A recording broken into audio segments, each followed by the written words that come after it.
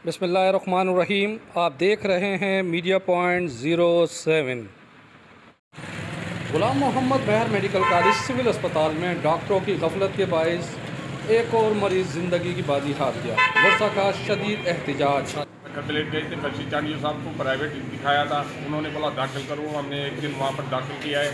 उन्होंने तकरीबन 8 या 9 हज़ार रुपये के टेस्ट थे, अफोर्ड नहीं कर सके।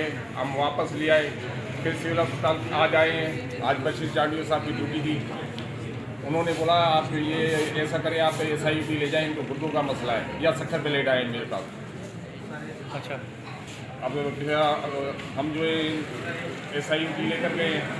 SIUD वालों ने ये रिपोर्ट उनकी मौजूद है। उन्होंने बोला हमारा कोई गुर्दों का कोई मसला नहीं है, इनको आप वापस ले जाएं। यहाँ पर आए, इस वक्त इमरजेंसी में कोई भी डॉक्टर मौजूद नहीं है। बशीर चांडियो साहब वैसे ही वो अपने सक्कर प्लेट के चक्कर में मेरे पास प्राइवेट चेकअप कराए।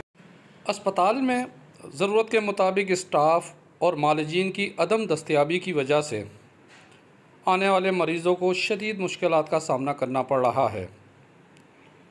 मुज़ाहरा करने वाले शुरका का कहना था कि चीफ़ जस्टिस ऑफ पाकिस्तान, वज़ीर आज़म, वज़ीर आला इस पर फौरी नोटिस लें। आइए हम आपको दिखाते हैं कि मेहर मेडिकल कॉलेज सिविल अस्पताल में एमरजेंसी की क्या सूरत हाल है। हमारे साथ रहिए। ये इस टाइम सिविल अस्पताल के एमरजेंसी का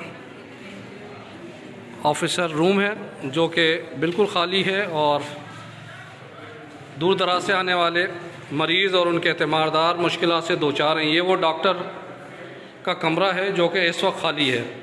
इससे ज़ाहिर होता है कि मेहर मेडिकल कॉलेज सिविल अस्पताल इंतज़ामिया मरीज़ों से कितनी मुखलिस है।